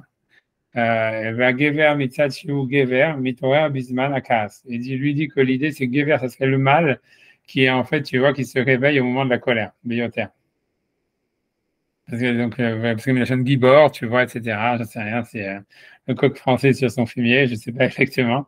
Tu vois, Olga Marguiche.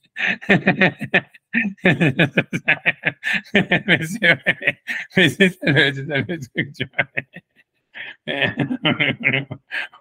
Margish Ashinui Bisman Akas, Shobaola, mais c'est pour ça en fait qu'il se rend compte il ressent le changement du temps dans le moment de la colère qui est dans le monde. Comme si tu vois là, donc ça veut dire que grosso modo, lui veut dire que cette sensibilité, elle serait quand même liée à une sorte d'agressivité, à une sorte tu vois, de mal, tu vois, ça veut dire que ça serait quelque chose de mal, tu vois. C'est intéressant sur ce coup-là. Ça veut dire, parce que tu vois, ça voudrait dire en fait que la sexualité mâle, elle est avant tout en fait sensible, tu vois. C'est-à-dire que tu vois que ça veut dire que la sensibilité, elle crée de la colère, elle crée de la sexualité masculine. C'est intéressant, tu vois. Ça veut dire, c'est pas mal comme idée, hein, c'est super pas mal. Ça voudrait dire, parce que tu vois, parce que ça voudrait dire en fait, tu vois, contrairement à ce qu'on pourrait croire, ça voudrait dire en fait, c'est vrai, tu vois que dans la sexualité masculine, ça veut dire c'est plus sensible aux stimuli que la sexualité féminine. Ça veut dire, tu vois, ça veut dire un mec, tu vois, tu vois, il commence à, tu vois, à bander ou tout ça, machin, blablabla, ça veut dire il est sensible à un stimuli et ça crée une violence, ça crée de la colère, etc. Tu vois, ça veut dire, voilà, tu vois, je pense pas que les meufs, elles s'excitent sexuellement tellement quand elles voient des mecs, tu vois ce que je veux dire. Enfin, j'en sais rien, tu vois, c'est-à-dire, c'est oui, mais je pense pas que c'est lié à une sensibilité, tu vois, tu vois ce que je veux dire. Oui, en tous les cas, j'en sais rien, je suis pas une femme. Mais tu vois, j'ai l'impression comme ça, tu vois, j'ai l'impression, en tout cas, lui, ce qu'il veut dire, c'est ça. Ça veut dire que la base de la sexualité masculine, ça serait d'abord de la sensibilité. Et comme si tu vois, si la violence, ou tu vois, la violence de du masculin, elle vient d'abord d'une excitation, d'une excitation extérieure et donc d'une sensibilité. C'est ça ce qu'il veut dire, tu vois. Et tu vois, c'est intéressant, parce que c'est intéressant. Parce que tu vois, ça voudrait dire. Ouais. Parce que tu vois, ça veut dire, tu vois, ça expliquerait pourquoi dans le monde virtuel, il y a une annihilation, tu vois, on annihile la sexualité masculine. Parce qu'en fait, tu vois, ça veut dire comme il n'y a plus de stimuli, ça veut dire que le stimuli il est plus réel. Donc en fait, en annihilant en fait la sensibilité, tu annihiles aussi, tu vois, en fait, ça veut dire la masculinité, quoi. Et, tu vois, et ça veut dire, voilà, puisque comme tu vois, en fait, dans le monde virtuel, en fait, tout devient virtuel. Et même s'il y a des stimuli, c'est des stimuli qui sont faux, qui sont pas réels. Donc, c'est pas véritablement une sensibilité à quelque chose. C'est plus, tu vois, une sorte de réaction à un réflexe. Donc, tout devient, en fait, de l'ordre du réflexe. Et en fait, quand tu rentres dans le réflexe, en fait, tu sors de la stimulation, de la sensibilité. Et donc, en fait, tu sors de la sexualité masculine, quoi. Tu vois, c'est manienne, tu vois, c'est manienne. C'est intéressant, c'est intéressant. C'est parce que tu vois, c'est parce que tu vois, c'est parce que l'agma, à chaque fois, elle parle de la sexualité féminine comme étant réflexe. Parce que tu vois, tu vois, elle dit qu'une femme, tu vois, ça veut dire quand elle est dedans, tu vois, même si jamais, tu vois, et parce que quand elle définit un viol, l'agma, elle dit à chaque fois, elle dit ça, elle dit, une femme, même si jamais, en fait, au bout du moment, quand le viol, il a commencé, après, elle dit, laissez-le, parce que même s'il arrête, je le paye pour qu'il continue, ça s'appelle toujours un viol. Et elle dit, elle dit bon, c'est parce qu'ils sont féministes et tout ça, mais c'est parce que tu c'est avec moi, elle dit à plein d'endroits, tu vois. Et tu vois, c'est de l'agma. Tu vois, mais ça veut dire, tu vois, mais ça veut dire, l'idée, c'est de dire, en fait, tu vois, c'est parce que c'est-à-dire, la sexualité, c'est comme un réflexe. Ça veut dire qu'une fois que la femme, elle est rentrée dans le truc, tu vois, elle ne peut pas s'arrêter. Ça veut dire, mais tu vois, ça serait le contraire, tu vois, ça veut dire que l'homme, lui, en fait, il a besoin d'un stimuli et qu'en fait, ça serait de l'ordre de la sensibilité. Donc, c'est le contraire d'un réflexe, tu vois. Alors que tu vois que chez la femme, ça, ça serait de l'ordre du réflexe, tu vois. Et c'est manienne parce que tu vois, c'est clair que tu vois, en fait, et que en fait le réflexe, le stimuli il est lié à la colère parce que ça veut dire en fait il y a une violence, il y a une prise en conscience, tu vois, de quelque chose qui est extérieur à laquelle on réagit et donc il y a une violence, on va dire. Alors que dans le réflexe il n'y a pas ça. Et tu vois, c'est intéressant parce que dans le monde virtuel, c'est clair qu'en fait on essaye de rendre tout de l'ordre du réflexe et d'enlever en fait, si tu veux, ce qui est de l'ordre de la sensibilité, du stimuli, etc. C'est intéressant, tu vois, ça veut dire, voilà, peu importe, tu vois, je fais un, tu vois, je fais un parenthèse, tu vois, même, tu vois, même au niveau de la religion, tu veux dire, c'est la même chose, ça veut dire, tu vois, les mecs que tu vois, quand ils font le dafayomi et tout ça, en fait, ils essayent de rendre la relation au divin, tu vois, comme un truc de l'ordre du réflexe, tu vois. Hop, tu vois, j'ai fait Agmara, je fais Archie, j'ai fait Tassoua, j'ai fait machin, j'ai fait mon truc, je check, en fait, tu vois, c'est enlever le côté, tu vois, au contraire, tu vois, stimuli qui serait de l'ordre de la sexualité masculine. C'est intéressant, ça veut dire, tu vois, j'en sais rien, tu vois, c'est whatever it is, c'est quelque chose à réfléchir, tu vois, tu vois, ça veut dire, voilà, mais bon, j'en sais rien, tu vois, non, non, tu vois, ok, j'ai au bord là, tu vois, ça veut dire, comme tu disais, voilà, parce que même quand tu parles, tu vois, les mecs, les meufs sur Twitter et tout ça, etc., qui sont tous en train de se monter le bourrichon et tout ça, tu vois, ça veut dire, c'est défoulé, mais tu vois que c'est de l'ordre du réflexe, c'est clair, tu vois, ça veut dire, c'est pas de l'ordre, tu vois, vraiment de la colère, hein, tu vois,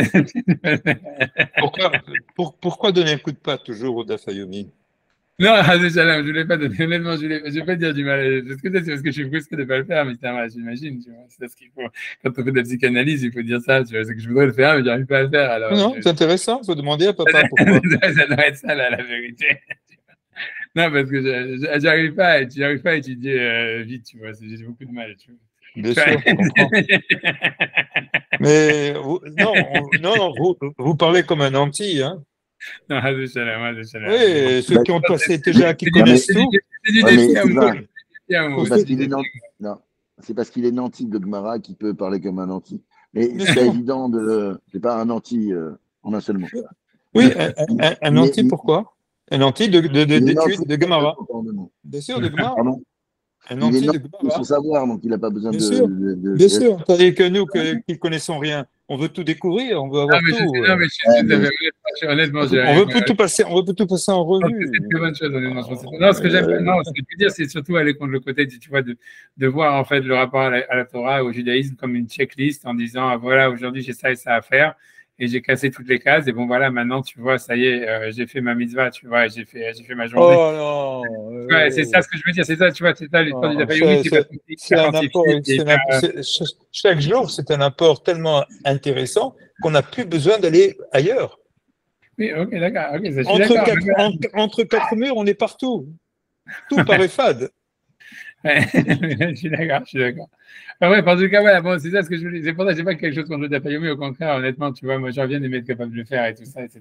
Mais voilà, c'est comme ça qu'il faut psychanalyser la chose. Mais Hazou Shalom, ça veut dire, au contraire, non, c'est très bien. Mais non, mais je veux dire, voilà, c'est ce que je veux dire, c'est, tu vois, c'est le côté, tu vois, comme ça, checklist. Et c'est vrai qu'on a besoin, d'un côté, on a besoin d'avoir une checklist, on a envie, on aime s'évaluer, tout ça, je sais pas pourquoi exactement, mais on a un besoin. Non, mais c'est pas une compétition, c'est l'intérêt de savoir ce qu'il y a dans ces textes, ces 20 volumes, qui est écrit en hébreu en plus qu'on ne comprend rien, et au moins que quelqu'un qui le traduit et qui nous le délivre, qui nous le découvre, mais c'est magnifique.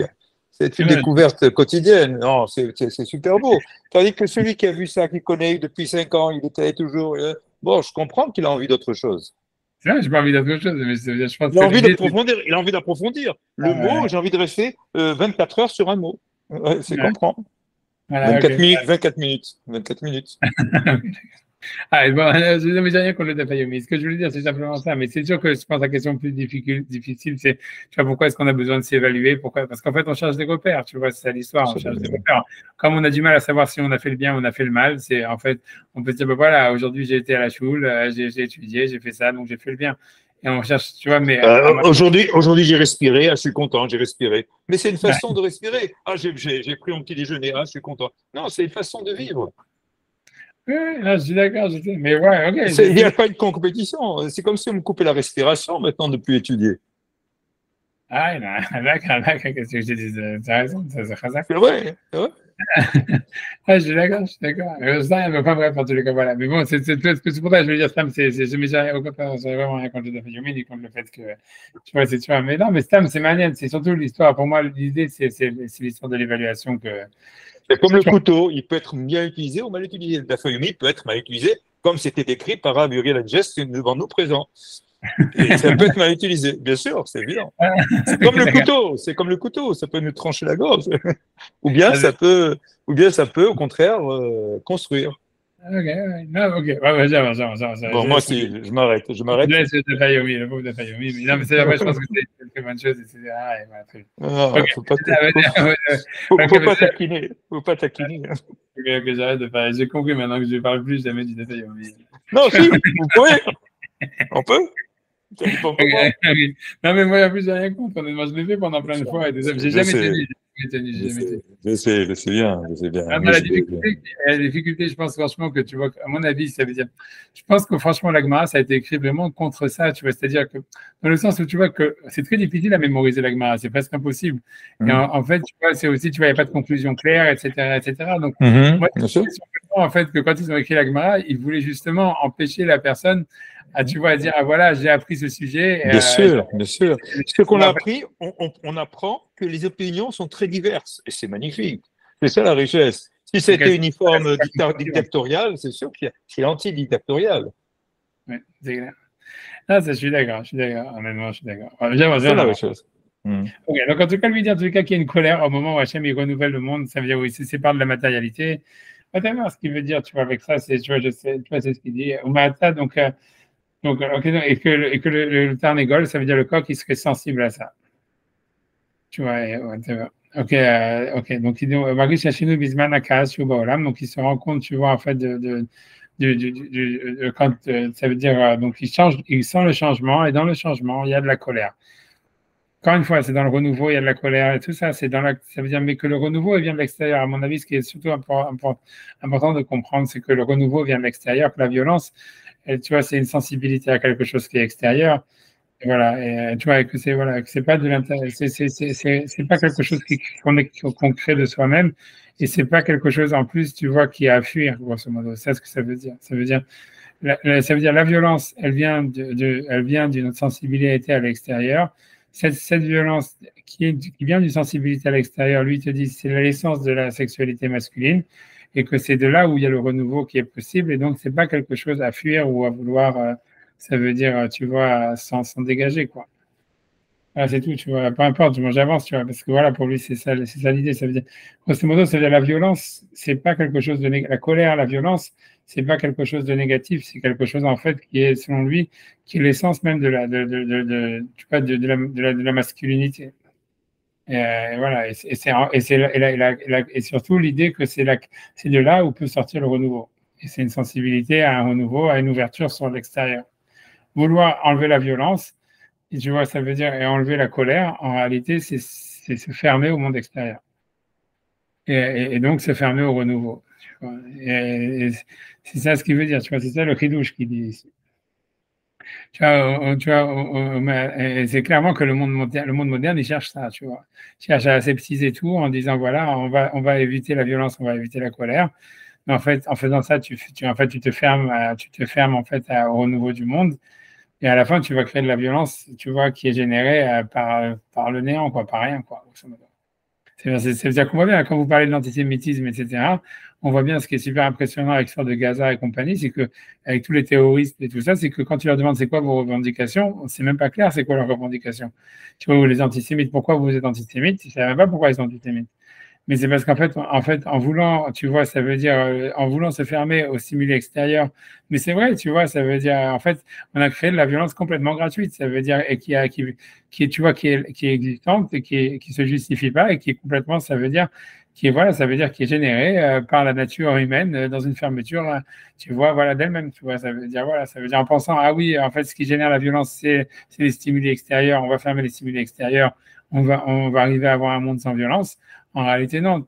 Comme c'est la nature humaine de générer de la violence, en fait, en fermant les stimuli extérieurs, ce que tu arrives, c'est à créer de la violence qui est gratuite, tu vois, et qui ne se justifie pas et qui n'a pas à se justifier. Tu vois, ouais, tu vois, mais c'est, tu vois, c'est whatever, tu vois, et, tu vois, c'est tout. Ouais, bien, tu vois, c'est cette histoire de ce qu'il dit, tu vois, c'est un chidouche. Tu vois, donc il dit, Umata advarim elu emburim la mevin, donc ces choses-là, elles sont claires pour celui qui comprend. Otam qui elle, zoam de kolium, donc Hachem, il se met en colère chaque jour. Mitzat shesh baolam davar ze, c'est parce que du fait qu'il y a dans ce monde-là, she'eno mitkacher legamre, ça veut dire ça veut dire qu'Hachem, il n'est pas lié vraiment Imardut Hachem, avec l'unité d'Hachem, j'imagine, ou bien c'est la colère, ou bien c'est le monde, Kacher Haoui, comme ça devrait être. Et que donc voilà, donc cette rupture avec l'unité d'Hachem, elle crée un moment de colère, qui est en même temps un moment de volonté, parce que le lever du soleil, c'est aussi un moment de volonté. Et comme on a dit, c'est le moment du renouveau, mais que c'est nécessaire, en fait, tu vois, pour avoir du renouveau, à s'ouvrir sur quelque chose qui est extérieur et qui sort, en fait, de l'harmonie du monde. Il faut créer une désharmonie pour avoir un renouveau, quoi. Et si tu veux, quand je dis, c'est ça le secret de la musique de Beethoven, si on réfléchit. Okay, ça veut dire qu'il faut créer une rupture pour pouvoir, en fait, créer un renouveau, et voilà, etc. Ça veut dire, voilà, c'est pas simplement créer un contraste, mais c'est, tu vois, parce que tu vois, les Grecs, ils parlaient de contraste, mais en fait, tu regardes dans la musique de Beethoven, c'est pas on crée un contraste pour avoir de l'harmonie, c'est en fait, on crée carrément une rupture, tu vois, pour ensuite créer du renouveau. Et ça, c'était en fait quelque chose, tu vois, et c'est pour ça que c'est une musique en fait très virile en réalité. Et si tu veux regarder même au niveau de la peinture, dans Picasso, tu vas trouver la même chose. Ça veut dire que la peinture de Picasso, c'est pas simplement je crée du contraste pour avoir de l'harmonie, c'est en fait je crée de la rupture pour pouvoir avoir du renouveau, pour créer quelque chose de nouveau. Et le symbole, c'est son taureau, c'est le taureau le symbole. Ouais, c'est le symbole, c'est ça. Mais voilà, mais tout ça, c'est la même chose. Ça veut dire, en fait, c'est pas en fait que tu as créé simplement du contraste. Si tu veux, quand tu regardes Guernica, tous ces machins avec les chevaux, les taureaux, le féminin et le masculin, c'est pas simplement, il y a un contraste entre le féminin et le masculin. C'est quand tu regardes, en fait, il y a une rupture, tu vois. Ça veut dire dans les tableaux, si tu veux, tu vois bien, ça veut dire même quand tu regardes dans le cubisme et tout ça, etc. En fait, les différents pans qui sont pris, tu vois, ça veut dire tu vois, qui sont pris dans les tableaux, la plupart. En fait, tu vois, ils correspondent pas les uns avec les autres. Tu comprends? Ils sont en rupture. Et ça veut dire, en fait, cette manière, tu vois, ça veut dire donc créer une rupture dans le tableau. C'est pas du contraste comme on va retrouver chez d'autres. On va dire, on va créer un contraste soit de couleur, de forme pour créer de l'harmonie. Tu vois, tu pourrais trouver ça par exemple chez Matisse, tu vois, où tu as moins de rupture, tu as beaucoup plus, tu vois, de contraste, une relation, tu vois, contraste-harmonie au niveau des couleurs, etc. Et en fait, donc, tu restes dans du cuit-cuit, quoi, tu vois, ça veut dire, voilà, un machin, ok, joli, très bien, c'est beau.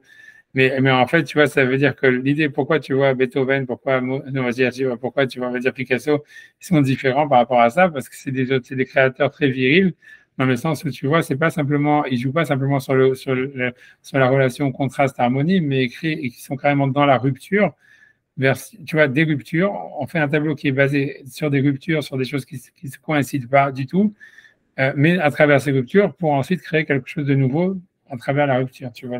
Ça, c'est, oui, donc aujourd'hui, tout le monde cherche l'idée disruptive. C'est le grand. L'idée le comment? Je veux dire, c'est Mais tu vois, l'idée disruptive, c'est-à-dire, ça, tout le moindre. Enfin, je sais pas, un type qui veut écrire une série ou un gars qui veut faire une start-up, enfin, tout le monde est à la recherche de l'idée disruptive, quoi. C'est-à-dire, ouais, c'est c'est perdu assez d'avance. difficile, hein. C'est vraiment difficile, c'est très difficile. C'est perdu d'avance. Destructive, c'est ça, destructive. Non, Non, disruptive. disruptive. Ah ouais, c'est C'est le quoi, ça mot veut que dire j'ai quoi? entendu matin, midi et soir. Bah, Non, j'entends pas. La première fois que j'entends ce mot-là. Comment il s'appelle? non, Comment c'est écrit? disruptif. Tu fais la Non, France Culture. disruptif, comme ça se prononce. Comme ça se prononce. Oh, même Déstructurisé. pas le moindre mec comme Macron, il va te dire il faut trouver des idées disruptives. Disons que ce mot à la bouche, tu veux, tout le monde cherche les idées disruptives, mais pas. visiblement ils sont pas bien outillés, si tu veux, pour pouvoir trouver, d'après ce que dit le Maharal, pouvoir trouver des idées disruptives, quoi. Parce que ils n'ont pas encore assimilé ça à une virilité. Disruptif. Si tu veux. Disruptif. Moi, je suis assez d'accord que la virilité, si tu veux, il faut une sorte de violence pour sortir de l'état naturel, si tu veux. Quelque part, un homme, il doit sortir. L'état naturel serait plutôt représenté par le côté féminin, mais un homme, quelque part, pour sortir de cet état, il doit se faire violence. Effectivement, disruptive. Il y a une certaine violence. Ouais. Disruptive. Disruptive. Ouais, c'est le mot disruptif. Voilà, mais Je regarde sur Google. Tout de suite, je regarde sur Google. Hein. Regarde ce dit Google. Ouais. D-I-S-T-R-U. R-U, disruptif. D-I-S-R-U. E-C-I-F. Disruptif. Oui. Je suis content que le coach soit un petit peu moins à l'école, je sais pas. Ils apprennent ça à l'école. C'est comme ça qu'ils disent que comment tu crées un texte, comment tu crées un truc, il faut un événement disrupteur qui va créer un truc pour que. C'est la base. Disruptif. Mais c'est sûr que c'est la base, mais ça veut dire c'est pas vraiment, tu vois, ça veut dire quand tu comprends l'histoire, c'est que quand tu es dans l'économie de marché, que tu cherches, tu vois, à faire justement, chercher l'élément disruptif, c'est justement déjà être dans les qui perturbe, qui casse, qui rompt avec l'existant. Alors que c'est perturbe, qui casse et qui rompt avec l'existant. Alors que tu comprends bien que c'est pas ça le point, ça veut dire quand tu regardes Picasso, c'est pas qu'il cherche un élément disruptif, c'est que tu casses le plan complètement, tu comprends, c'est comme Beethoven. Quand tu parles d'un mouvement comme ça et que tu vas passer, quand tu fais ça veut dire, tu vois, c'est-à-dire quand dans une symphonie, il passe d'un mouvement super, on va dire hyper viril à un mouvement, tu vois, on va dire peut-être, tu vois, je sais pas, pleurant, tu vois, des marches funèbres ou des trucs comme ça en plein milieu. C'est pas disruptif. C'est la gingras, ça. Le disruptif, c'est la gingras. C'est celui qui se met les cheveux longs quand il faut court, il met des perles, des trucs dans les oreilles quand il n'en faut pas. C'est la gingras. Non, mais disruptif, c'est déjà rentrer dans le système. Et ça, tu comprends pas. Ça veut dire que tu vas chercher un truc pour avoir le système. Alors qu'il faut changer de plan. Tu comprends? L'idée, c'est de changer Bien de plan. sûr, il faut créer, il faut pas être contre. Bon, et quelle relation entre le coq et le taureau? Parce qu'il y a le coq d'une part et le taureau. Et est-ce qu'on peut faire une anomalie, une symétrie? Le taureau, c'est aussi la partie masculine, tu vois, comme tu dis, avec le coq guévert. aussi. Le coq aussi. Mais en fait, tu vois, dans les horaires, si tu veux, non, mais t'as raison, pourquoi pas, si on fait un cours comme ça. Tu vois, c'est que dans les horaires, tu vois, ça veut dire, ok, je t'en vas, attends 2 secondes, je vais encore finir, écoute, c'est vers toi.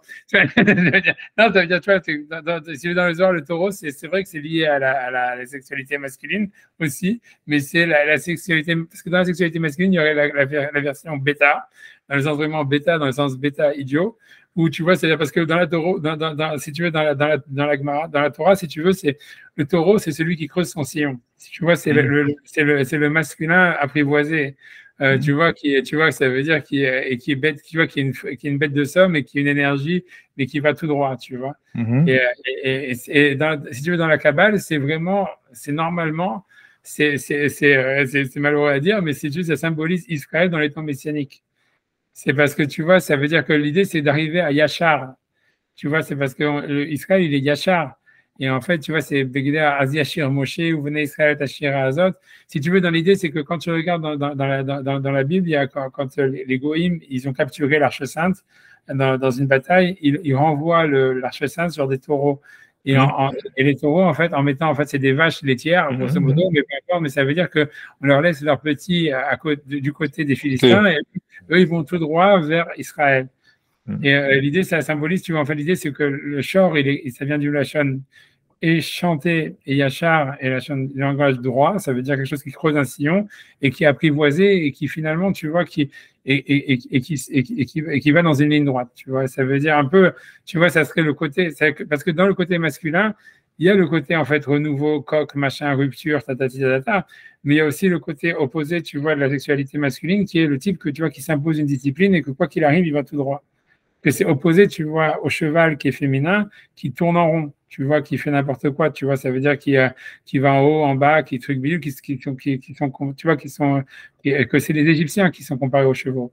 Par rapport, tu vois, à la sortie d'Égypte, c'était ça, c'était l'idée, c'était de sortir de la féminité pour entrer dans la masculinité. Ça veut dire, parce que tu vois, ça veut dire, on voit les chevaux de Pharaon qui battent sous Paro, Begirbo, Farashav, Bayam, alors que tu vois, on te dit que la chanson de la mer, c'est Az Yashir Moshe, ou venez Israël, et Ashira Azot, et quand tu regardes Shir, Shira, tout ça, Yachar, c'est le mot taureau qui apparaît, tu vois. Ça veut dire que tous les mouvements hippies, tout ça, c'est très féminin, alors, en fin de compte. Oui, tu vois, c'est l'égoïsme. Si tu veux, l'idée, c'est que tu vois, la Gemara, elle dit que l'époque Massiach, la différence entre le Massiach et l'époque dans laquelle on est, c'est que la Gemara dit c'est comme si Hachem, c'est un propriétaire d'une ferme et que, en fait, son taureau, il s'est cassé une jambe. Et donc, maintenant qu'il a son taureau, il s'est cassé une jambe, il est obligé d'utiliser des chevaux pour labourer son champ. Quand tu vois, quand le Massiach arrive à venir, c'est que le taureau, il va guérir. Et que donc maintenant, il va pouvoir réutiliser son taureau pour labourer son champ. Et on dit que Hachem, il aura de la peine d'abandonner son cheval. Parce que tu vois, parce que voilà, c'est ce qui est marqué là-bas, c'est une dans Sanhedrin quand elle parle sur les temps messianiques. Ce que ça veut dire ça veut dire que Israël, en réalité, c'est comme un taureau, ça veut dire dans la chaîne, ils sont droits. Normalement, Israël, quand il abat la patte cassée, ça veut dire Israël si tu veux, dans son état réalisé. En réalité, si tu veux, c'est des gens, en fait, c'est quoi Israël? Tu vois, c'est la droiture. C'est de dire, tu vois, on va droit, Hachem existe, tu vois, l'humanité a un sens et on va droit vers ce but. Tu vois, c'est ça, en fait, l'essence d'Israël. Alors que l'égoïme, tu vois, ça veut dire quand tu prends l'Empire romain, tu prends l'Amérique, tu prends ce que tu veux. Quand ils dominent le monde, en fait, ils vont n'importe comment. Tu vois, ils batifolent. Ça veut dire, voilà, ils avancent, tu vois, le monde avance dans une direction, mais voilà, c'est comme si tu donnes le pouvoir aux femmes, tu vois, ça veut dire, voilà, tu vois, ça veut dire d'une manière. On va faire les magasins. Exactement ça, tu vois, c'est ça l'idée, tu vois, et que donc l'époque messianique, mais que Hachem, il aura du mal, si tu veux, en fait, à laisser, tu vois, ça veut dire, pour l'instant, il a mis le pouvoir aux chevaux, c'est-à-dire, ça veut dire aux femmes, et ça veut dire aux nations, tu vois, c'est ça comme ça que la Gemara explique dans Sanhedrin, et que quand il y aura le Messie, parce que le taureau est une patte cassée, ça veut dire c'est dans la masculinité, dans le peuple d'Israël, tu vois, ça veut dire voilà, on comprend bien que voilà, à part quelques exceptions, on a du mal à avancer tout droit, quoi. On avance plutôt nous aussi, ça veut dire donc en faisant des zigzags. Donc c'est pour ça qu'Hachem il dit ok, autant utiliser le cheval, tu vois. Mais que voilà, mais c'est ça l'idée, tu vois. Donc ça veut dire qu'il y a. C'est vrai qu'on n'a jamais vu un taureau dans un cirque. Hein. Voilà, c'est ça. Mais bon, c'est sûr qu'un taureau c'est castré aussi, tu vois, mais ça veut dire l'idée c'est ça, c'est grosso modo, c'est que l'idée c'est que le coq c'est le truc du renouveau, tu vois, ça veut dire de la sensibilité, du renouveau, de la création, etc. Et c'est un aspect tu vois, de la masculinité, et qu'il y a le deuxième aspect de la masculinité qui est le type, tu vois, qui en fait qui va tout droit, qui tu vois, qui a une force tractée, et qui veut plus et qui bouge pas de son chemin, tu vois, qui a une force comme ça de caractère de ne pas s'écarter de son but. Et que ça, tu vois, c'est un deuxième aspect de la masculinité qui est l'aspect, tu vois, en fait, voilà, d'Israël, normalement. Hein, Picasso, il avait des descendants juifs, alors, Picasso. Non, c'est rien, tous les Espagnols ont du sang juif, hein, d'après les Chazak. Ça, on a appris quelque chose. c'est sûr. Hein, ah oui, c'est sûr. Ben, il y a 20% à l'époque, tu vois, du gauche parade, 20% des Espagnols étaient juifs. Chazak. Tu vois, mais donc c'est énorme, tu vois, ça veut dire. Mais bon, mais c'est pour ça que, bref, tu vois, j'arrête ici parce que tu vois, je suis déjà parti et tout le monde est en train de partir. C'est comme dans les trucs que je vais vous laisser. On arrête ici. J'espère que la semaine prochaine, on sera un peu plus sérieux. Et que voilà, que tout ira. Voilà, mais enfin, tu comprends. Voilà. C'est une source aussi, c'est bien. Comment? On a fini le chapitre. Pas mal. Ouais, je sais que la fille, j'ai vu. Ok, voilà, je vous laisse tranquille. Non, notez où on s'est arrêté, qu'on ne perd pas 10 minutes pour chercher. On est au début du 12. Voilà. Okay. Je suis à 12 dans le Pérec Réveillé. D'accord. Ok. Attention, ok. À tous. Attendez, on va prendre un café, là. On va prendre un café, on va prendre un petit... Ciao. Ouais. C'est un peu Ciao. Tout.